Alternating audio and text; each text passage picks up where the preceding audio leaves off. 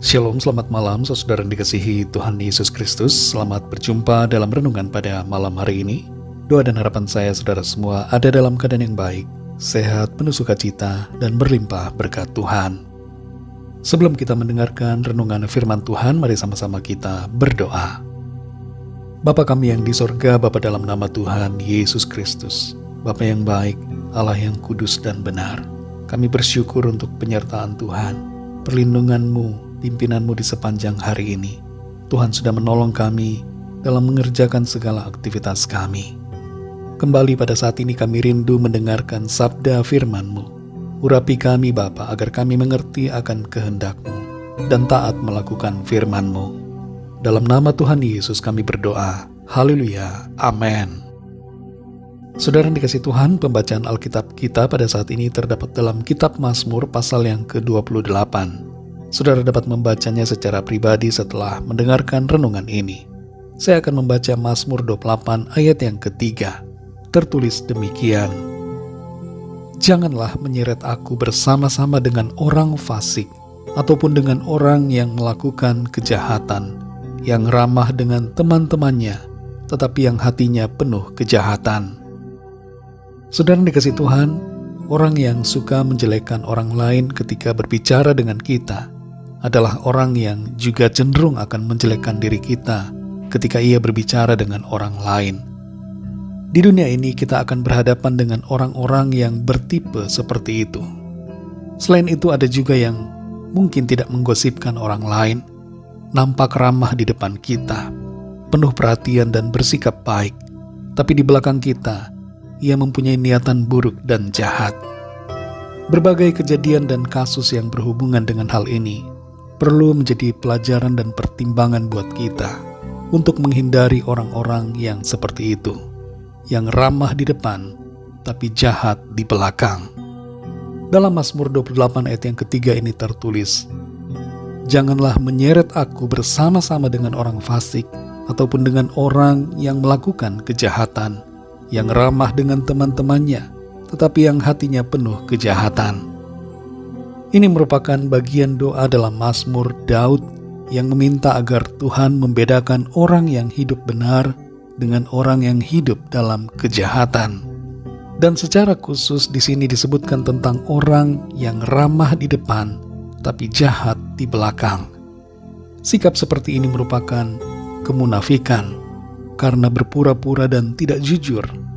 Hal ini tentunya tidak berkenan kepada Tuhan. Dan siapapun kita, pasti tidak ada yang suka dengan orang yang munafik, yang berpura-pura baik tapi sebenarnya tidak.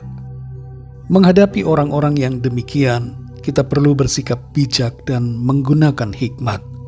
Tidak perlu kita bersahabat atau berkawan dengan orang yang mempunyai sikap seperti ini, karena tidak ada faedahnya bagi kita. Justru sebaliknya kita akan diseret masuk dalam skenario yang tidak baik dari orang-orang yang demikian. Terhadap orang yang suka menjelekkan diri kita di belakang, kita hanya perlu berbicara seperlunya. Tidak usah kita menyampaikan berbagai perasaan dan pemikiran kita atau masalah yang sedang kita alami. Bila kita digosipkan secara negatif, biarkan saja dan tidak usah ambil pusing dengan hal tersebut. Kebenaran akan muncul dan tidak perlu dibela. Satu hal saudara yang perlu kita miliki dalam hidup ini adalah sikap yang ramah di depan dan juga ramah di belakang. Baik di depan dan juga baik di belakang. Tidak munafik dan tidak berpura-pura, serta tidak berniat jahat. Kalau kita perhatikan di sini, sikap ramah di depan dan jahat di belakang termasuk kategori perbuatan dosa. Dan setiap dosa ada konsekuensinya. Apa yang ditabur pasti akan dituai suatu saat nanti. Kalau kita menabur yang jahat, kita akan menuai juga sesuatu yang merupakan hukuman dari kejahatan yang kita lakukan. Begitu juga orang yang berbuat jahat terhadap kita, pasti akan mengalami hukuman dan konsekuensi dari apa yang telah ia lakukan. Mari saudara yang dikasihi Tuhan, kita latih diri kita menjadi pribadi yang tulus dan baik apa adanya, tanpa niat buruk terhadap orang lain. dan menghadapi orang yang bermuka dua terhadap kita. Sikapilah dengan bijaksana dan ikuti pimpinan Roh Kudus. Seringkali yang perlu kita lakukan adalah tidak menjalin persahabatan dengan mereka. Kita berhak memilih lingkungan pergaulan kita yang baik dan yang membangun. Jangan asal pilih yang kelihatannya baik, padahal meruntuhkan. Mari kita bersandar kepada Tuhan dan hidup selalu dalam kebenarannya. Tuhan menjadi perisai dan pembela bagi kita yang hidup jujur dan tulus. Dalam ayat yang ke-7 dari Mazmur 28 ini tertulis, Tuhan adalah kekuatanku dan perisaiku, kepadanya hatiku percaya. Aku tertolong sebab itu beria-ria hatiku, dan dengan nyanyianku aku bersyukur kepadanya. Mari kita berdoa, saudara. Bapa kami yang di sorga, Bapa dalam nama Tuhan Yesus Kristus, Tuhan dan Allah kami yang baik, yang selalu mengasihi kami. Kami bersyukur kepadamu oleh karena firman-Mu yang sudah memberkati kami, memberikan kami hikmat, pengajaran, untuk kami hidup dengan jujur, tulus, baik terhadap semua orang, baik di depan dan juga baik di belakang, tidak munafik, tidak berpura-pura, dan tidak mempunyai niat yang buruk atau jahat di belakang orang lain. Kami menyadari lewat kebenaran firman-Mu bahwa ada hukuman Tuhan, ada ganjaran yang Tuhan sediakan bagi setiap perbuatan jahat, termasuk kemunafikan dan kepura-puraan, sikap baik di depan dan jahat di belakang. Tuhan tidak suka dan Tuhan mengganjarnya dengan hukuman yang dari Tuhan. Ajar kami Tuhan untuk hidup jujur, tulus, dan baik kepada orang lain, tanpa punya niatan yang buruk, serta tidak menjelek-jelekan orang lain di belakang mereka. Terima kasih untuk firman-Mu Tuhan. Pimpin kami Roh Kudus, tuntun kami supaya kami hidup seturut dengan kehendak-Mu. Berkati kami di sepanjang malam hari ini dalam istirahat kami. Lingkupi kami dengan kuasa dan kasih-Mu Tuhan.